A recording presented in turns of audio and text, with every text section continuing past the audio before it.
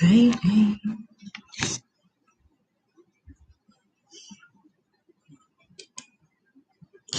I feel like singing Baby Billy, Uncle Baby Billy song from the Righteous Gemstone, season 3. There will be a payday, what a payday, what a payday. To start talking about Jill Duggar Dillard's paydays, not because of any monetary reasons. No, not at all. Even though if Jill manages to make a bit of money from this, you go, girl.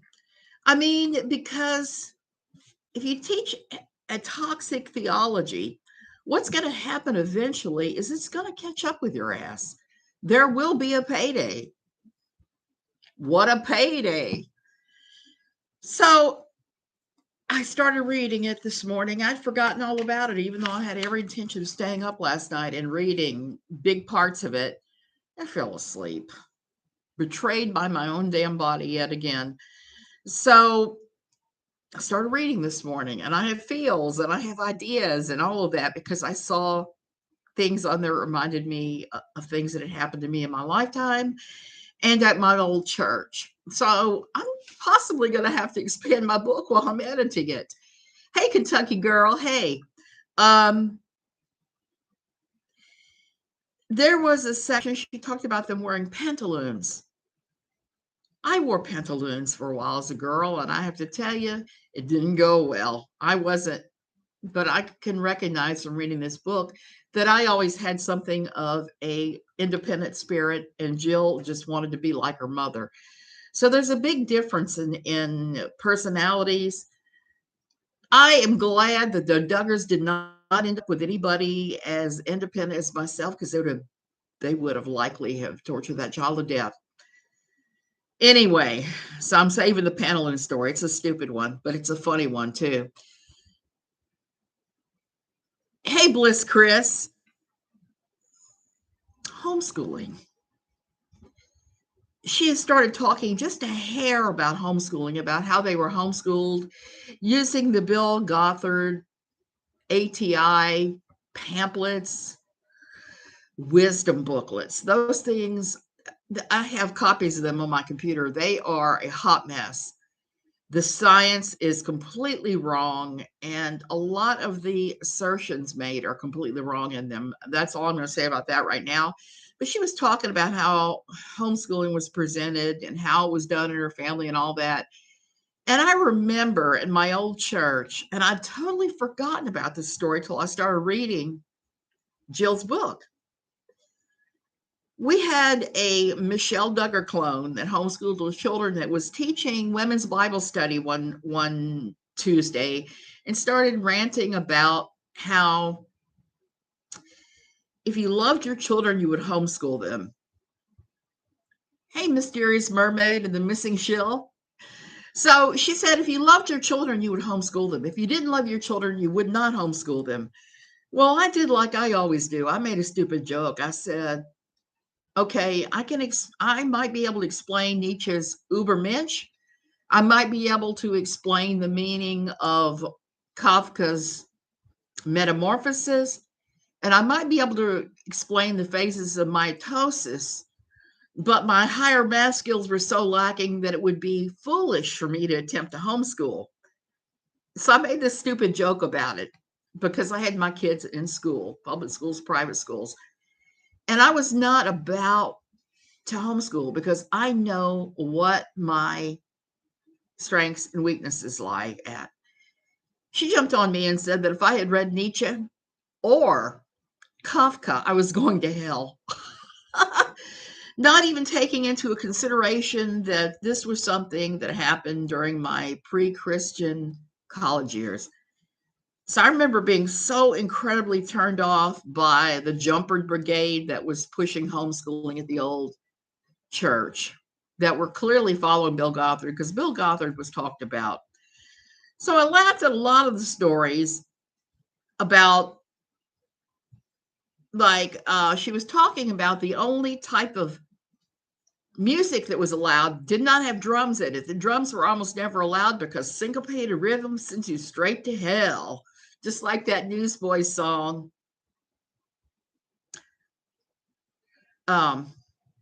the houseplant song. Take to houseplants and sit them in the sun. First live in months. Ginger, hey, hey, hey. So her father was convinced, and Bill Gothard is convinced, that if you have syncopated rhythm, drums in your music, you're going straight to the devil, because the devil has that demon African beat. It kind of makes me laugh because I remember reading a story by a Native American pastor who talked about the testimony of somebody else who said they were saved by the witness of African drums. I had a friend whose dad used to use syncopated rhythms to speak to his subconscious. Hey, Will, whatever works. I don't see anything inherently wrong with drums. I never have. Every worship team I've ever been on has had drums. It is what it is. It's something that is neither sinful or not sinful. He once used it to realize he left a dead mouse in the fridge. Oh, my word. He, obviously, like me, was someone who's a little off the bubble. That's I haven't done that. I've done some equally weird things, like put my shoe in the refrigerator one time and forgot about it. I don't know. So Jim Bob told this dramatic story about how he had gone to a Bill Gothard seminar in the same time frame. I'm sure my husband went to one. My husband went to one in 1976 at a church in New Orleans run by a pastor by the name of Marvin Gorman. Now, Gorman eventually got caught for molesting women, sleeping with women that he wasn't married to, and his church went under. All about intentions and what you use them for. Yep. Different intentions, different things. 6 more days before you can change your name. Mysterious mermaid, that's awesome. Puppy wants inside. Okay, go do that. So Jim Bob tells this dramatic story about going to see Bill Gothard in those days, and then how Bill Gothard said that syncopated rhythm and contemporary Christian music was of the devil. So Jim Bob Duggar came back to his house, whipped out his hammer. Now, I don't have a hammer. I have a fan, and beat his 8-track tapes to smithereens before throwing them out. That makes me laugh so hard. Jill said he had to explain to them what 8-track tapes were. So it would had to have been at the latest the mid 70s, because nobody used 8-tracks much after that. After that, cassette tapes started being the big thing. And you love that he had 8-tracks. Ginger, same. I had 8-tracks. It was the thing when I first got my first stereo, and I think it was 1971, 72. I had 8-track tapes. The frustrating thing about 8-track tapes is the same thing that's frustrating about cassettes. You have a hard time rewinding or fast forwarding to the place that you want to listen to the same song over and over and over again. I liked my turntable for that because I could just pick up the needle and move it right back to the song. So he had 8-tracks, and that makes me smile. That's too funny. And she talks about all the kids in their family creating little clubs, like a girls' club that was trying to be Fascinating Womanhood. We'll haven't named that book yet, but I'm sure it's coming. Righteous Girlhood, and all these different little clubs. And she joined them. It was them and their little friends who also had parents practicing the exact same kind of Christianity, because God knows if you see some godless whore in her yoga pants strutting down the street, you might go straight to the devil. That's the thinking, that just merely rubbing up against different types of people was going to make you lose your faith. What kind of an idiot, weak, wimpy, milquetoast faith is it, or a God even, that rubbing up against somebody of a different type of life is going to make you lose your salvation? That just makes me laugh when I hear people say that, because I know it's all about control. So Josh started the Boycott Club, where they were trying to boycott the gas station in town that had, I can't use the word because YouTube hates that word, so I'm going to say magazines of an unclothed and prurient nature, showing women in states of undress. So they wanted to have this gas station shut down and boycotted because it was promoting the thing that Josh Duggar came to love. There's some evangelicals right now are saying that Jesus is too woke. Yeah, I've seen those too, and I laugh because they don't understand that by some things like that, you're actually bringing in more people. I saw that when Mark Driscoll embraced the punk rock kids from LA. Well, I think Driscoll was was a false teacher. It was an ingenious way to reach them. Oh, you never knew about Marvin Gorman. The guy definitely was off, Michelle. He was definitely off. My husband went to his church for a long time when he lived in New Orleans, and then it all fell apart because of sexual scandals. So then we get to Bill Gothard. I'm on a chapter. I haven't read as much of the book as I'd like because I have to stop and think about what she's saying, and sometimes it's provoking my memories, like about pantaloons and homeschooling. So Bill Gothard pops up now, and she's talking about being at a Bill Gothard seminar that they went to in Knoxville when she was littler, I guess maybe like 7 or 8 years old, maybe. And Bill Gothard is promoting all the nonsense that he always does by using scriptures. Ingenious way to do it. If you're going to invent, I'm going to give you there's a show I'm watching on Netflix right now called How to Be a Cult Leader. So if you were going to be one of those guys, a lot of the things that Jim Bob Duggar is promoting as ways to live are ways that you might embrace if you were trying to become one of those guys, trying to become extremely popular and wealthy and have your followers do anything for you. Bill Gothard did it by using scripture. He said, children are the blessing from the Lord. Well, he's always said that. And that is a huge, huge, huge pillar in quiverful Christianity. Children are a blessing from the Lord. So that's how they use to justify the way they're breeding like rabbits and having 20 kids sometimes. Here's the one that Jim Bob Duggar. Did she? Winsome Pickett? I wasn't aware of that. I'm gonna have to ask Cindy about that because I've been thinking about Cindy in this book, and I referred somebody to Cindy this morning who wanted to talk about nouthetic counseling, the ins and outs and the bads and the goods of it.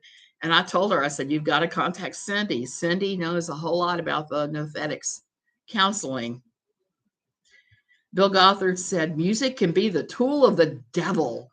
Dancing is immoral and leads to sinful thoughts and behaviors. Well, I did. I listened to most of it. I'm still got a few more minutes to listen to. And it's very similar. Yeah, very similar. So earlier in the book, Jill talked about how they weren't allowed to dance, that their mother let them listen to music, certain kinds of classical music, certain kinds of hymns, certain kinds of violin and piano music, things that weren't sinful, and things a couple of times only that had any kind of drums in them. And she talked about that you could wiggle a little bit and bounce up and down to the music, or you could jump for joy straight up and straight down, but anything that made you stick your behind out and wiggle it was wrong. So you couldn't dance because people might be looking at your behind, is the way it was explained to her, and form lustful thoughts. You might make them stray, which is a big, big, big, big underpinning of what they're taught. So Michelle would be going in her little ladylike voice. Now, children, we don't dance in a way that makes people stare at parts of our body that we don't want them to stare at.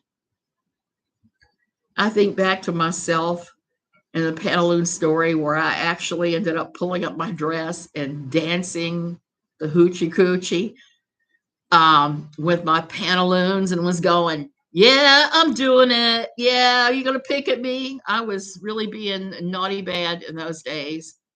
Now I really want to know if I should add emojis. We get autistic Jill.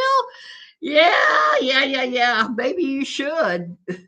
But their whole way of being is so rigid and awful that they're making little kids 5 years old worry about luring people into sin by looking at their bodies and thinking that certain kinds of music sends you straight to hell, which is really funny because a lot of hymns are based on common old drinking tunes that people in the taverns knew the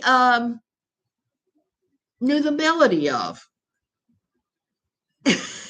Methodism was a sneaky thing in the early years when you had John Wesley setting these godly lyrics to old drinking songs in the taverns and just old songs that people knew in Great Britain, not even drinking songs even.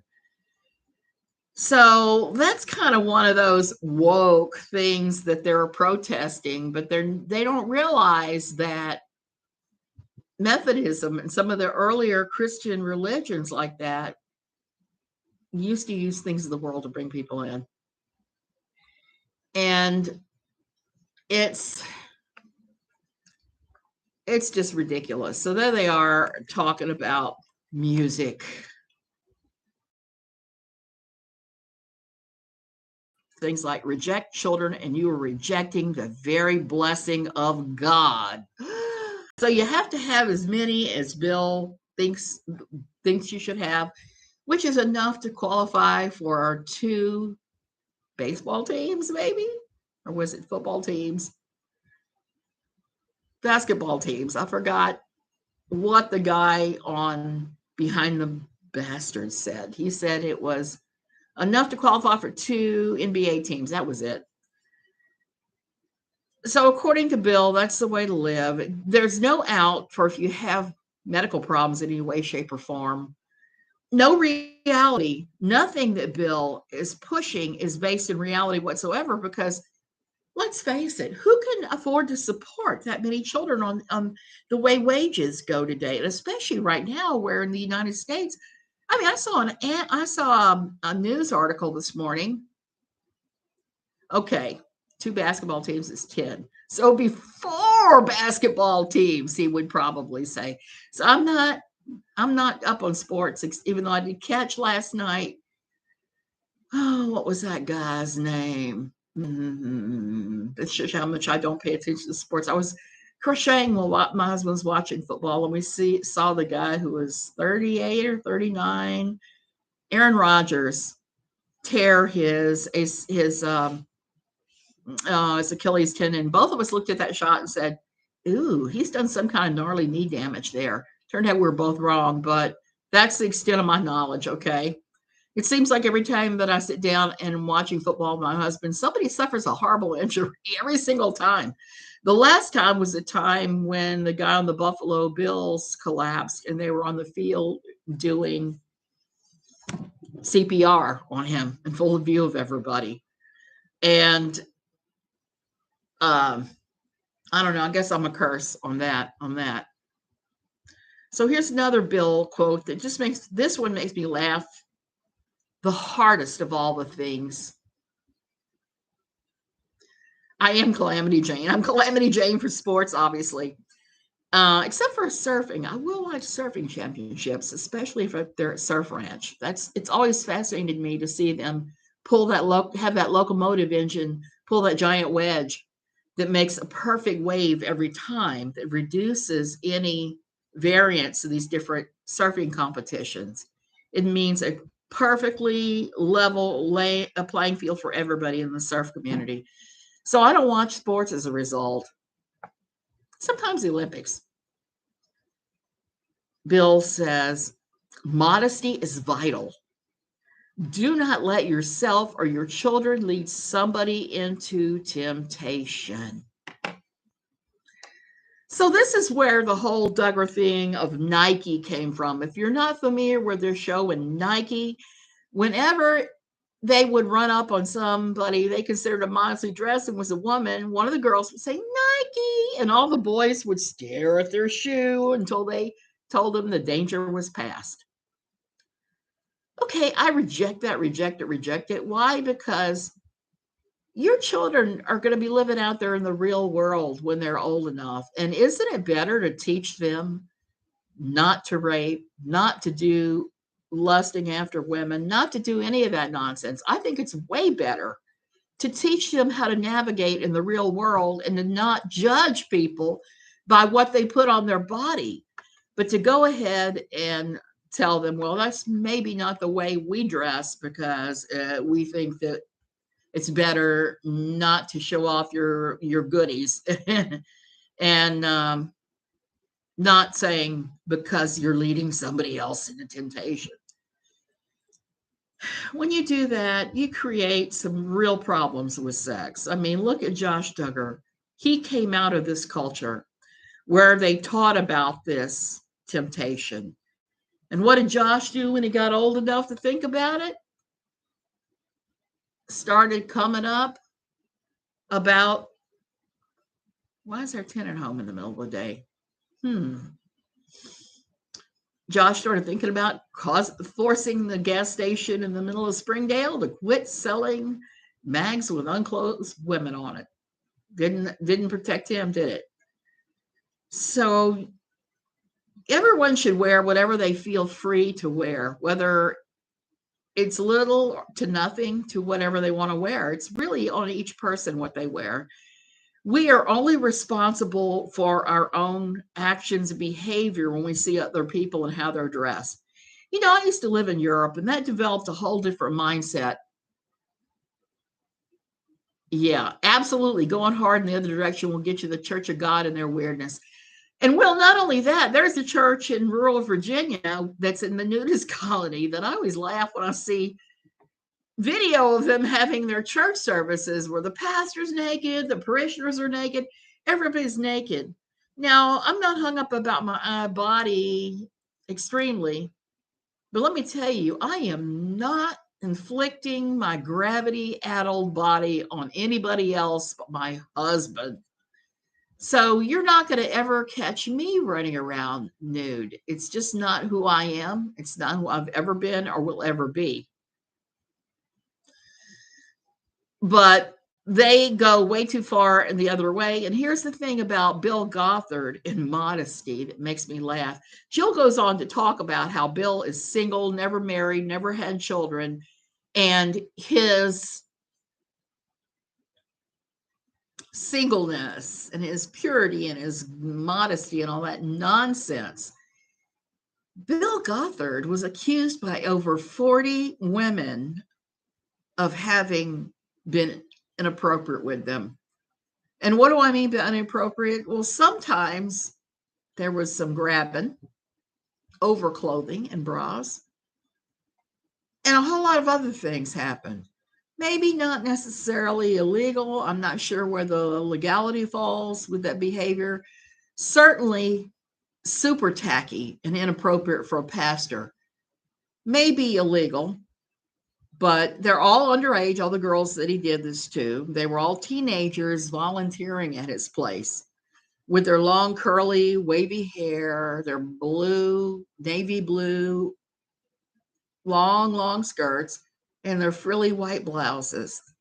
Bill had a type, and he made sure that every woman and or girl, young girl, I should say, that worked at his center met his personal standards of looks.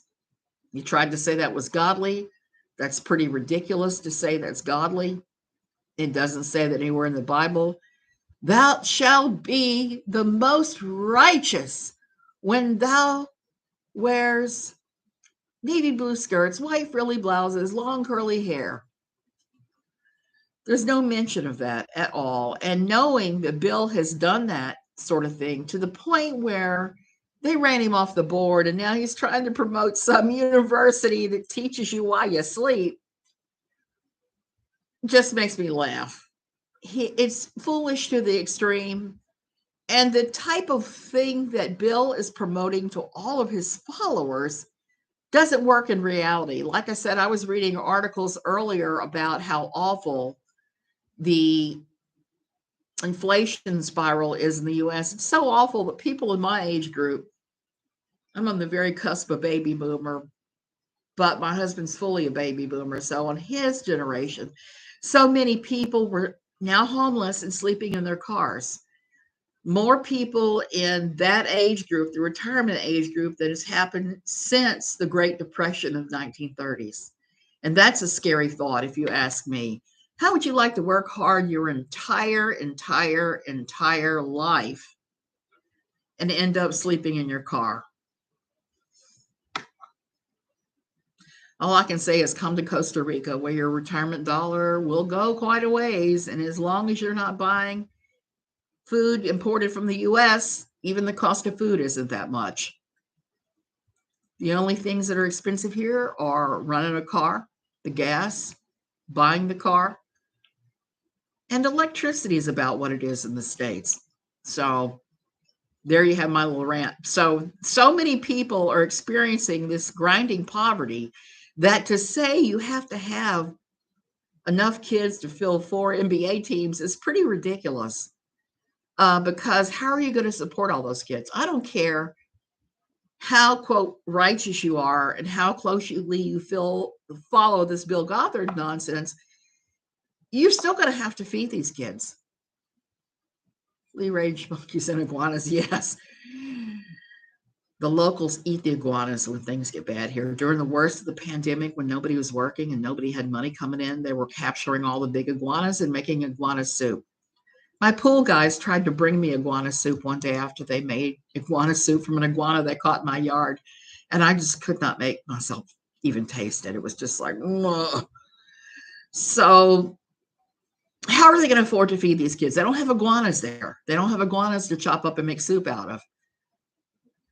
Now, a lot of families I know that are quiverful, that I knew were quiverful, raise cattle and had big gardens. And that can help, but that can only go so far. And that is also assuming you have the money for the expense of buying the seeds, the fertilizer, the equipment, all of that, it presumes. And not everybody on a tight budget can afford that stuff. It's actually can be quite expensive to grow things.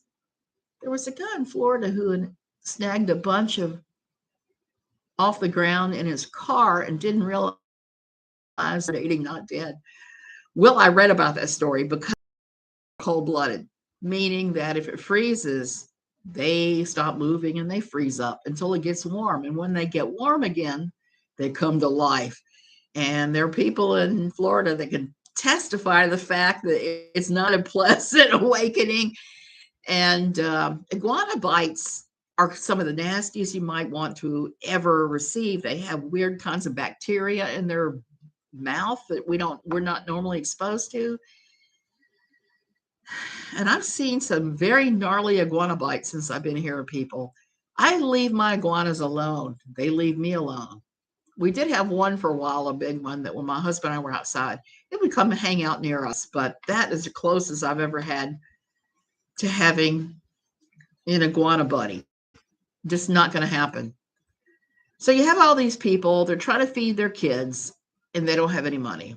We first saw when the Duggar show came on, they would feed those kids bologna sandwiches many times. You see them put together bologna sandwiches on white bread with no vegetables, no cheese, if I remember right, no nothing. And people started to chime in and say, is that what you're feeding your kids? Because it's not a very healthy meal. And I'm not hating on bologna. I love a good bologna sandwich every now and then. Every now and then, that's the secret. But not for every lunchtime. The food insecurity in that show is so obvious. Ginger, absolutely. So people started so obvious. Ginger, absolutely. So people started criticizing them. And so the next season, we got to see the kids had their bologna sandwiches and they had a cut up orange. The season after that, we got to see them have green beans and cut up oranges and bologna sandwiches. So the food insecurity was real and shown on the early seasons of that show and in their documentaries, which brings up another very important point about the Duggars, I think is going to be covered later in the book, is that they changed.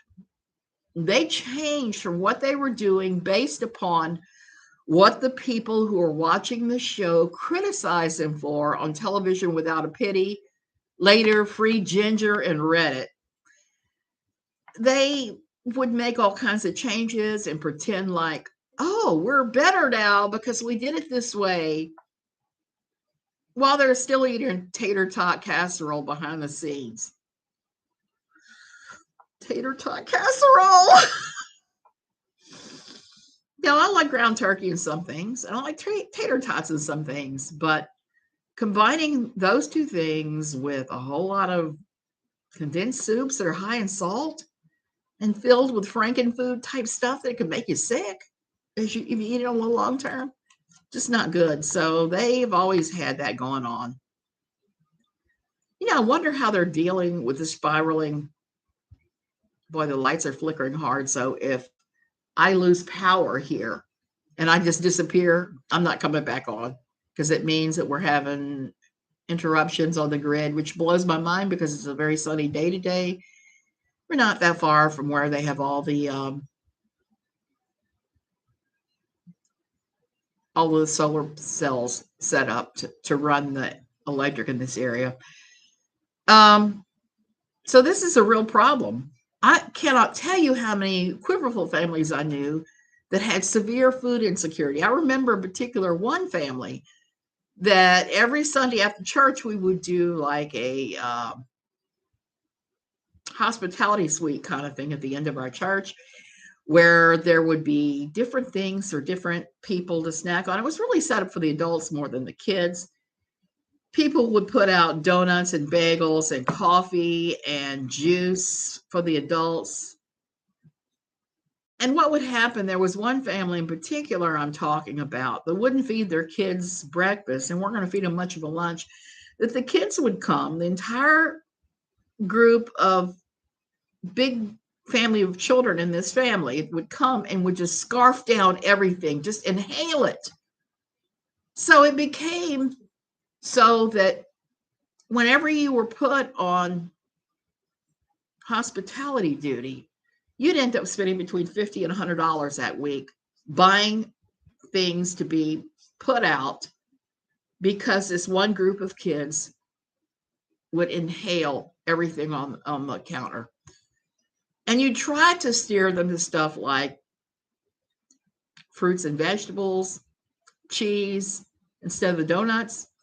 And they would say, we don't eat that stuff. We don't eat fruits and vegetables. We'll eat all the crackers. Sometimes we'll eat the cheese. We'll eat all of the cookies, all of the jelly-filled donuts, all of this and that. And it was just sad because the kids had no idea about nutrition at all. They only ate the worst and cheapest of the carb-laden foods because that was all they got at home, apparently. And it's understandable because I saw this at a place I worked at where the families on food stamps bought the most unhealthy food because you got the most bang for your buck. It went the farthest on a lot of the stuff that I'm talking about now, instead of the healthy things that are quite expensive to this day. And they don't follow any kind of guidance on feeding their kids. Nobody in that group knew anything about the food pyramid. And that's just tragic. It's tragic for some of these kids. They end up, one family I knew, all the children were obese. And I'm sure that was because of what they were feeding their kids with the only things they could afford to feed them. And it was just tragic. It's hard enough when we become adults and our bodies start betraying us and we stop being able to eat anything. Hell, if you saw what I eat in a day, which is very little, and I'm still not skinny, it is depressing. It can be depressing. And I look at that and I think some of this is for me as I had pretty severe food insecurity as a child, but not because we didn't have money. It was because my mother had weird ideas about food and didn't keep it in the house. So that stuff carries on into your life for many, many years, and it can just really wreck you.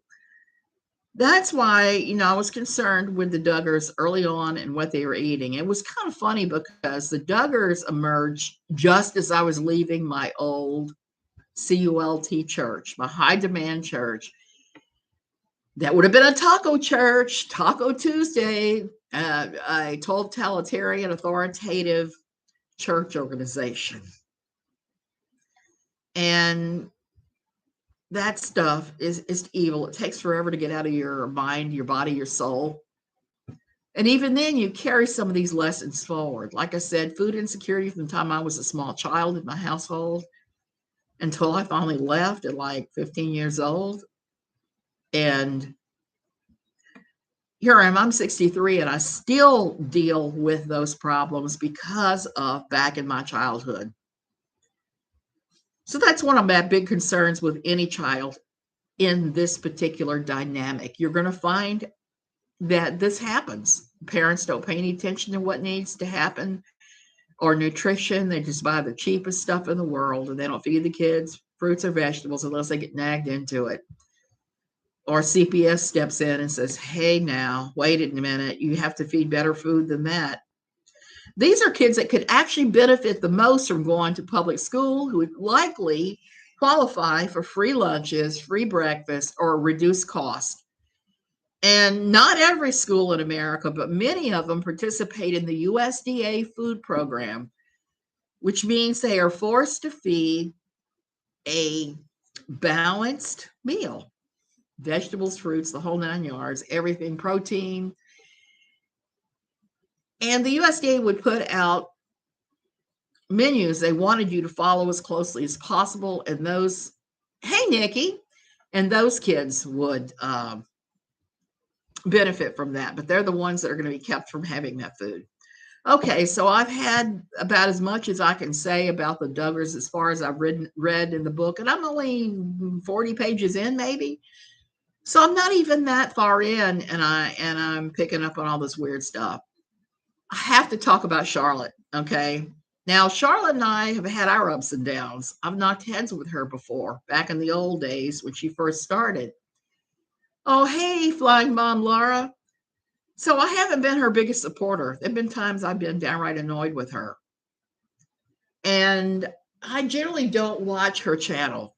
Why? For the same reason I don't watch a lot of people's channel, because most of the content is talking about somebody else. Now I realize I'm talking about the Duggars, so that makes me a hypocrite. It's a little bit different. The Duggars are in the national discussion because they are semi-famous. But I'm not a big fan of that, okay? Not a big fan of that sort of thing at all. So I don't say anything ugly about the people that do it. I just avoid. I avoid it because it's just not who I am. And there are others that do that. But here's the thing about it. It can come back and bite you in the rear end so hard if you operate your channel that way, particularly if it's your entire content, okay? So that's exactly what's happened. My understanding of why Charlotte's channel was struck, taken down completely and removed by YouTube was because she kept showing videos screen recorded from Michelle Sabate, who I don't know how many channels Michelle had. It was something like 60 or 70. So under the new rules of YouTube that came down in June, I think it was, you're not allowed to do that. And that's going to really do some damage to some some of the channels that do commentary, because they all do it. She kept going on the dark side of the drama community and didn't understand the players. Exactly, Flying Mom. You can't do that. I'm a big believer. You don't speak about the stuff you don't know. You don't know cold. Like I said, for me, this is why I veered back to this kind of content almost entirely. I would love to talk about the supernatural and aliens and stuff, but I only have a minimal experience. I've seen UFOs 3 times, I think it is, in my lifetime. I've seen dead people off and on my entire life, but I might talk about it at some point in the future. But right now, no, I'm just concentrated on what I got on. And hey, Nikki, I saw an apparition recently here in Costa Rica. It was the first time. It was behind our car. It was making the car camera and warning system tell us there was something there. And it was a white column. But I don't know what it was. I have 6 days to think about it, and I'll take suggestions. Well, yeah, so you should change your name back to whatever floats your boat, even silly stuff. And so I don't talk about those things too often, even though they interest me. I've always been interested in that sort of thing. I've always been able to talk to dead people, which is the stupidest, craziest thing on the planet. It's not brought me joy. It's just weirdness. And here in Costa Rica, I haven't seen anything until here. I've been 6 years, 6 blasted free years of not talking to dead people or seeing dead people or any of that. And then I saw that. I was like, ugh. And I think it's because here people tend to not have a lot of unfinished business when they pass. They tend to say, yeah, we've said everything we need to say between the two of us. There's no real reason for me to come back and try to contact you. That's the only thing I can figure. It's just a very different, laid-back atmosphere in all ways, even though I do find it frustrating sometimes, like yesterday when I was trying to get stuff fixed and was running up against the Tico not doing stuff. Said, can you replace this on my iPad? I got all the parts. No, we don't work on iPads. Why do you have a sign in your window that says you work on all Apple products? Just iPhone only. Why does your sign say all Apple products? iPhone only. Okay. So, not a cool part of living here.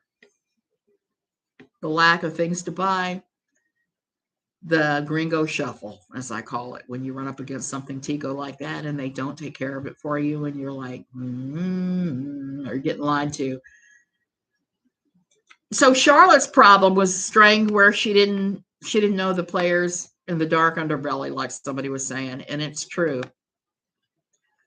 Autistic Shield sent me a bunch of links to everybody who's fighting right now, and I started looking through that stuff, and I got to tell you, I was looking at that going, and these people have huge amounts of subscribers, and they're just ripping into each other. I can see what's happening eventually with YouTube is they're not going to tolerate that kind of content. They're going to say, if you can't have decent content that actually has a point, like examining a book, looking at a theology, telling survivor stories, or looking at history, what I could see eventually they're probably going to crack down on that crap. I mean, I think this is the start of it by removing people who are resharing banned streams. It's unfortunate for Charlotte. She got caught up in that. But my understanding is she has a second channel. So she should be able to resume at the second channel without too much problem. But I don't see her getting her original channel back. I don't see that happening at all. And you have to be so incredibly careful that you play within YouTube's rules. I've always found it frustrating because sometimes you have to say the words. And when I have to say the words, I always make sure I don't monetize the stream. It's not like I'm making much anyway. This is yarn money. I have investments that I make all my money on. have a healthy income every month from investments. And they got Social Security, which isn't really enough to do much more than buy groceries. But you have to be so careful with all of their rules, and they keep changing the rules. And some of the rules are purposely vague and nebulous so they can catch you up in that stuff. Michelle has burned through so many channels and has gotten into it with so many different people. And I don't see any of that ending. I see her continuing to do that. I also see YouTube continuing to squash her like a bug every time that she does that, because she has clearly violated so many of the rules. We did warn Charlotte, but I feel bad for her. I'm sure you did, Jill, because it was pretty obvious. Like I said, I looked through her channel recently. It was like Michelle stream after Michelle stream after Michelle stream, even when Michelle threatened her. And most of the time, an attorney will tell you, if somebody issues you a threat, you should probably shut up about them. Not that you should completely shut down about talking about them, but it should change about how you're talking about them so that you're not giving them the fodder for a lawsuit or mass flagging. She's live at the moment. Well, her sojourn, a little vacation from YouTube, did not last very long, did it not? And here's the second thing I want to say about all of this. And the reason I mentioned money in the first place. YouTube, unless you're a huge YouTuber with a large platform who's doing legitimate things, it shouldn't be your only source of income. So many of us told her to stay away from Michelle, that nothing good was going to come of it. Ginger, I'm so sorry to hear that. And yeah, and this is why I quit talking about from constantly talking about these. And she had thrown me for a few hard knocks, like the time she shared my life story as hers. And after I discovered how much plagiarism she had done from my content that I'd written for NLQ, she'd done quite a bit. Not just my life story, but so many things, including things that I told her in confidence that were rumored about in Springdale, Arkansas, about the Duggar family. Now, Jill is confirming some of those rumors so far, some of the things that she has said. So what I had advised KJ when we were writing and I was asked to mentor her was, don't publish anything that you don't have at least 1 to 2 confirmations of. Just don't do it. It's just safer not to do it, because while you may be a writer,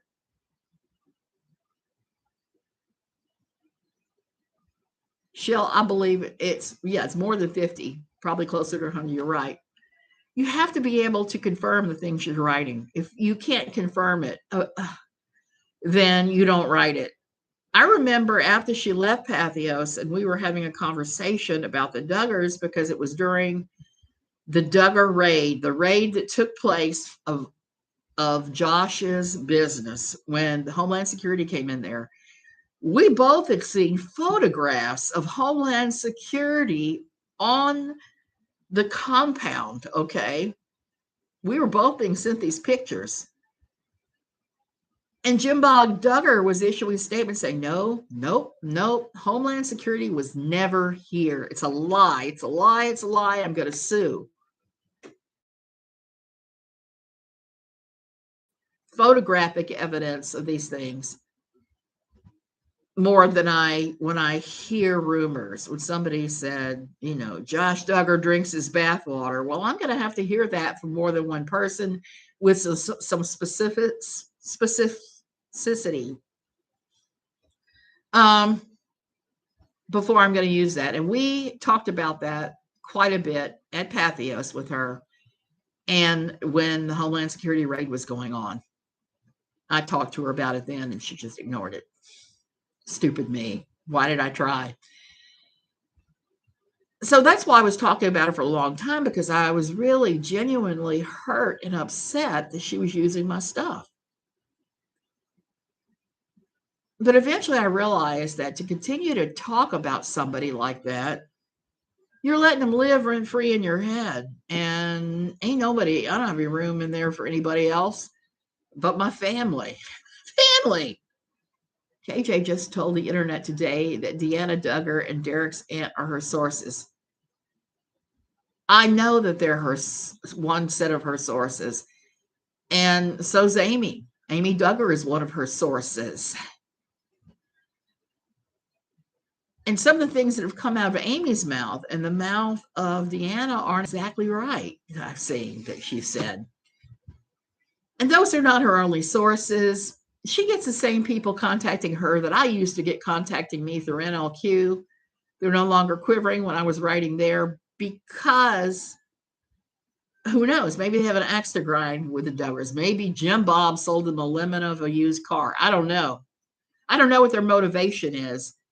But if you don't know somebody's motivation and they are doing stuff that is kind of not good, you have to look at that too. You have to factor all of that in and try to figure out what's going on and why it's happening and whether you even pay it any mind or not. Tabloids make me laugh so hard because they always say unnamed Duggar insiders when they give their Duggar stories. And that gives them an out. And you could do that. But I think it's kind of dangerous to do that. You're really dicing with danger when you do that, I think. That's just me, though. Tabloids have deep pockets. They can afford lawsuits. Littler YouTubers and writers or pathos cannot afford to have lawsuits. So that's there. That's why. That's why people give their disclaimers and say, hey, this is why this is happening. This is why I'm not giving rumors. This is why I'm saying this rumor is a rumor, without giving it super credence, because that's about the best you can do and not get sued. Yeah, I wish Charlotte well, but like I said, don't make YouTube your entire support unless you're a huge YouTuber like Dustin Daly or,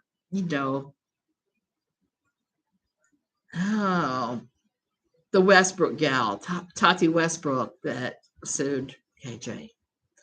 By the way, I had never heard of her before I ran up on KJ. And all I can say is that woman is beautiful. Even without makeup, she's just stunning. I'm saddened by Charlotte losing her channel. Ginger, I know a whole lot of people are saddened by that, but you could almost kind of see it coming. That's the bad thing about it. She has her second channel. Hopefully she can grow that and regain her sub count again. And maybe do some kind of online job that is your primary source of income, and then just treat your YouTube channel like sauce for your goose. Like it's going to be something extra. It's not going to be the whole thing. I saw Stephen McCray go through this too, where thinking he was going to completely support himself to realizing it has to be a hobby. It can't be a complete source of support. Maybe someone should talk to those folks and take their sources. Oh yeah, perhaps. So that's my ranting on that. I wish Charlotte the best. I hope she's able to grow her new YouTube channel frequently and hard and fast and all that.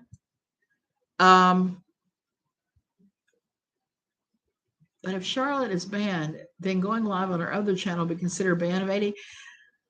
I'm not sure about that. That's why I mentioned that, because I don't know. Is that ban-evading? Are you ban-evading if you go on a channel you already have? I thought ban-evading was when you made a new channel to go live. Is uploading a video ban-evading? Earlier I was saying that YouTube has all these nebulous and unclear rules. That's kind of where that goes. And I think she needs to figure out where to go from there with that. What, because you really don't want to run afoul of the YouTube gods again. You just don't. You don't. You just don't. Unless you're Michelle Sabate and then you are just like flipping the birds and running up to talk about it. And I got kind of a kick out of Michelle. We're both from the same part of the world. We're both from the New Orleans area.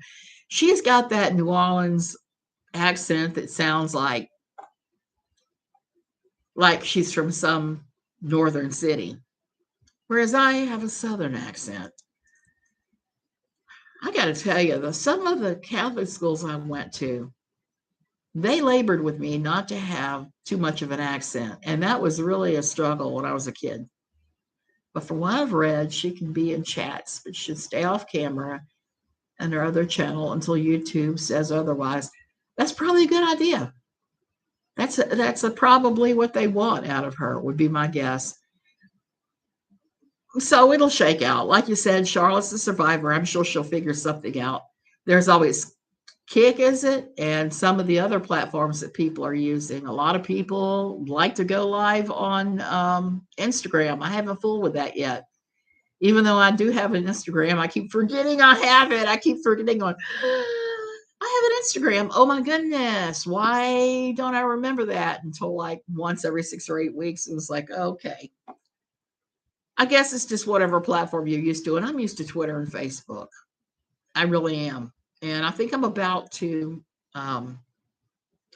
go through my Facebook and get rid of anybody that is not a personal friend or a family member. Why? Because I really set it up for that purpose, not for this, not for social media to do with no longer quivering or anything like that. It was just as a means to keep up with family and friends. So I think I'm going to go back to that and then maybe start a Facebook that has to do with this channel instead. And just try to move those people on over to that. Why would I do that? Because I have seen people who are not nice, who are part of this whole crew of awful people, jacking personal photographs and personal information about my children and myself and sharing them on YouTube and on other social media platforms, which is awful. Please leave my kids out of this. They have nothing to do with this. They think I'm kind of halfway crazy for continuing to still talk about this stuff. They've all moved on. And it just is what it is. Okay, I'm going to go. It's been almost an hour. I'm out of air now. So I'm going to go back to reading the book on Jill Duggar Dillard, her book, Counting the Cost. And taking notes because it is kind of interesting. I mean, she gave one of the saddest things in a whole damn book so far has been when she talked about going to the beach for the first time as a kid and being fearful and seeing all these people in regular bathing suits and how awful that was for her and how weird she felt. I will be doing that. I'll probably be breaking down this book every day until I get it finished. And she talked about a little girl using a boogie board, surfing, body surfing on the waves with a boogie board, wearing a regular swimsuit, who swam near her and said, "Hey, why are you dressed in all your clothes in the ocean?" And feeling ashamed that she didn't really have a good answer for the girl. I mean, that's tragic. Okay, you guys, I'm going to go ahead and go. Love you. Thank you for watching. And I'll see you later.